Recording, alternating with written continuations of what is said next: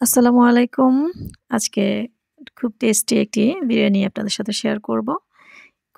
খুবই মজা হয়েছিল এই বিরিয়ানিটি এবং একটি রাইসও আ ভেঙে যায়নি। একদম ঝরঝরে। তো কিভাবে এই ঝরঝরে বিরিয়ানিটি আমি রান্না করেছি, সেটাই আজকে আপনাদের সাথে শেয়ার করব।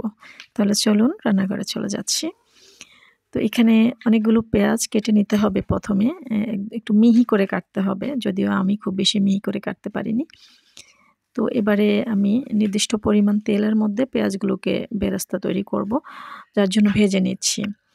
আস্তে মিডিয়াম আছে, তো লো আছে বলতে গেলে আমি ভেজে তারপরে এর সাথে কিছুটা চিনি দিয়ে মিশিয়ে নিব। তাহলে এই কি বলে পেঁয়াজ বেরেস্তাটা খুব মুচমুচে হয়ে যাবে। তো এই পাকে মাংস ধুয়ে রেখেছি আর টক দই ফেটিয়ে সেই সাথে দিয়ে দিয়েছি।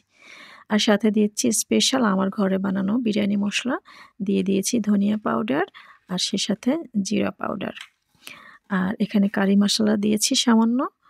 আর এখানে আমি মরিচের গুঁড়া দিয়েছি। হলুদ দিব না। অ্যা মরিচের গুঁড়াতে সামান্য কালার হবে। আর আদা রসুন পেস্ট দিয়েছি ১ টেবিল চামচ করে। আর লবণ দিয়ে দিয়েছি। এর সাথে কিন্তু আমি তেল এড করিনি, আপনারা খেয়াল করেছেন। আর যে বেরেস্তা তৈরি করে রেখেছি সেখান থেকে অর্ধেকগুলো দিয়ে দিয়েছি এর সাথে। আর বাকিটা আমি পরে কাজে লাগাবো। আপনারা পুরো ভিডিওটি দেখবেন, সঙ্গে থাকবেন। আশা করি ভিডিওটি আপনাদের অনেক ভালো লাগবে। আর ভিডিওটি ভালো লাগলে কিন্তু আমার চ্যানেলটিকে সাবস্ক্রাইব করে দিবেন। ভিডিওতে লাইক, কমেন্ট করে দিবেন। আর এখানে তেল গরম করে যেই তেলে আমি বেরেস্তা করেছিলাম, সেই তেলের মধ্যেই আমি এই যে মাংস যে ম্যারিনেট করে রেখেছি, ২ ঘন্টা আমি ফ্রিজে রেখেছি। আপনারা ম্যারিনেট না করেও রান্না করতে পারবেন। তো ম্যারিনেট করলে মাংসটা বেশি সফট হয়। তো সেখানে আমি মাংসগুলোকে সিদ্ধ হতে কষতে দিয়েছি। আর এই পাকে পোলাওর যে চাল, চিনে গুঁড়া চাল এটা সুগন্ধি। তো এটাকে আমি ভিজিয়ে রেখেছি যাতে ঝরঝরে হয়, পানিগুলো টেনে যায়। আর এদিকে আলু কেটে ধুয়ে আলুর সাথে লবণ মাখিয়ে আমি তেলে ভেজে নিচ্ছি। এপিঠ-ওপিঠ করে ভেজে নিব। আর এইদিকে দেখুন যে মাংসটা বসিয়েছি, একদম তেল ছেড়ে দিয়েছে কষতে। কত মিনিট হবে? ৫ মিনিটের মতো হবে কষেছে। তো এই পর্যায়ে হচ্ছে আরো কিছু এড করতে হবে। আমি কিছুক্ষণ কষিয়ে নিচ্ছি আরো। তো যেটা এড করব এই মুহূর্তে সেটা হচ্ছে আমি পানি নিয়ে নিয়েছি, সেই সাথে পাউডার মিল্ক দিব। আপনারা তরল দুধ দিতে পারেন, যে অরিজিনাল গরুর দুধ সেটাও দিতে পারেন। তো আমি গুঁড়ো দুধ দিচ্ছি এখানে ৩ টেবিল চামচ। এটা কিন্তু চা চামচ না। ওকে? ৩ টেবিল চামচ নিয়েছি। আর বলে রাখছি আমি চাল কিন্তু ৫০০ গ্রাম চাল নিয়েছি আর মুরগির মাংস ১ কেজি নিয়েছি। আজকের এই ১ কেজি মুরগির মাংস, ১/২ কেজি হচ্ছে পোলাও চাল। আর এখানে হচ্ছে ৩ চামচ দিয়েছিলাম। তো আরো ১ চামচ দিয়ে দিচ্ছি, ৪ চামচ দিয়েছি। যত বেশি দিবেন তত বেশি টেস্ট হবে। ওকে? কম দিলেও সমস্যা নেই। আপনারা অরিজিনাল যে গরুর দুধ সেটাও ২৫০ এমএল এর মতো দিতে পারেন। আমি এখানে ২৫০ এমএল পানিতে এই দুধগুলো গুলিয়েছি। এবার দিয়ে দিলাম। এবারে মিডিয়াম আঁচে ঢাকনা দিয়ে ঢেকে রান্না করে নিব, যতক্ষণ না মাংসগুলো সিদ্ধ হয়। আর যে ভেজে নিয়েছি আলুগুলো, সেগুলোও শেষের দিকে আমি এর সাথে এড করে দিব। খুব সুন্দর একটা কালার আসবে এ এই পদ এই এই যে পদ্ধতিতে যদি আপনারা রান্না করেন। তো দেখুন এটা অনেকটা হয়ে এসেছে। আরো কিছুক্ষণ হবে। আমি পানিগুলোকে আরো টানিয়ে নিব।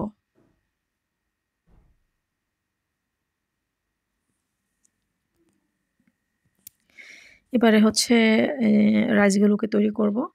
অল্প পরিমাণে তেল দিয়েছি অ্যা অ প্যানে, কড়াইতে। আর এর সাথে আমি এড করব হচ্ছে ঘি। ঘি দিব ২ চামচ। ঘি দিলে সুন্দর ঘ্রাণ আসবে। ঘি না দিলেও সমস্যা নেই। তো ২ চামচ ঘি দিয়েছি। এর সাথে দিয়ে দিচ্ছি শুকনো যে মসলাগুলো আছে সেগুলো। এখানে শুকনো মসলা বলতে তেজপাতা, এলাচ, দারচিনি দিয়েছি অল্প পরিমাণে। যেহেতু মাংসের সাথে প্রচুর মসলা দেওয়া আছে। এবারে চালগুলো দিয়ে দিয়েছি। এই চালগুলোকে ৫ মিনিটের মতো ভাজবো।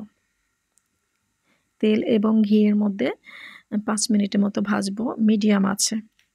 হাইও না, লোও না, মিডিয়াম আঁচে ভাজবো। এতে করে কি হবে? এতে করে যে চালগুলো, রাইসটা ভেঙে যাবে না, একদম ঝরঝরে হবে। এর সাথে লবণ দিয়ে দিয়েছি আর অল্প পরিমাণে ১ চা চামচের মতো আমি আদা পেস্ট দিয়ে দিয়েছি।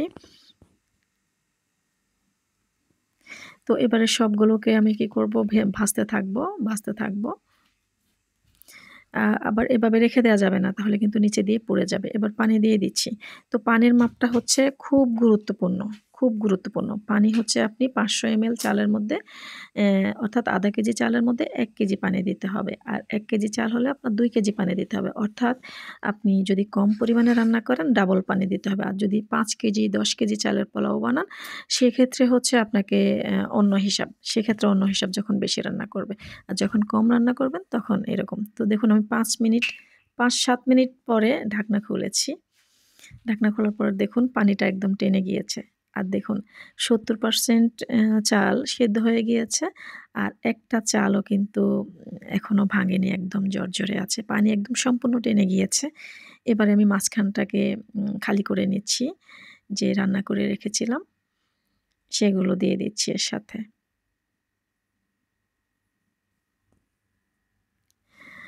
তো সাইডে যে রাইসগুলো রেখেছি এগুলোকে এখন আমি উপরের দিকে তুলে দিচ্ছি। যাতে মাংসের যে গ্রেভিটা আছে সেটা যাতে রাইসের সাথে মিক্স হয় তাহলেই খেতে অনেক ভালো লাগবে।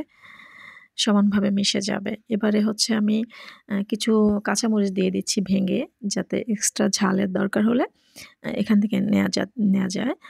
আর যে বেরেস্তাগুলো রেখেছিলাম বাকি সেগুলো আমি এর সাথে দিয়ে দিচ্ছি। পেঁয়াজ বেরেস্তা। আর পেঁয়াজ বেরেস্তার সাথে সামান্য চিনি থাকাতে অতিরিক্ত কোনো চিনি আমি এড করিনি। আর ১ চামচ ঘি দিয়ে দিয়েছি। এবারে সামান্য আরেকটু মিক্স করে নিব যাতে কোনো কিছু ভেঙে না যায়, একদম ঝরঝরে থাকে। তো মিক্স করে হচ্ছে আমি এই যে আমার যে কাঠের কাঁতাটা আছে এটা দিয়ে আমি চেপে দিচ্ছি। কাঁতা বলতে এটা আমাদের গ্রামীণ ভাষা। এটা নিয়ে কেউ আবার ট্রল করবেন না। যাই হোক, তো দমে রেখেছি প্রায় ২০ মিনিটের মতো। তারপর তুলে এনেছি। তুলে দেখাচ্ছি আপনাদের কেমন দেখুন, একটা চালও ভাঙেনি। অর্থাৎ একটা রাইসও এখান থেকে ভাঙেনি। ঝরঝরে আছে। তো খুবই পারফেক্ট একটা বিরিয়ানি হয়েছে। আশা করি আপনাদের ভালো লেগেছে।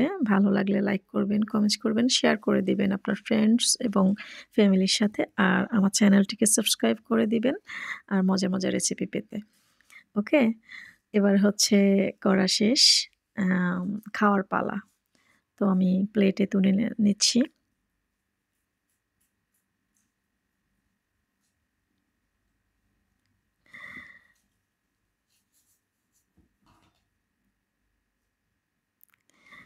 আমার ছেলে এদিকে অপেক্ষা করছে, আমার বাচ্চা। তো অপেক্ষা করছে খাওয়ার জন্য। তো আমি কিছু চালাদ সাথে দিয়ে দিচ্ছি। চালাদ বলতে কুচো চালাদ না, এখানে শসা, টমেটো, গাজর, লেবু এসব দিয়ে তারপরে পরিবেশন করব। আজকের জন্য আল্লাহ হাফেজ।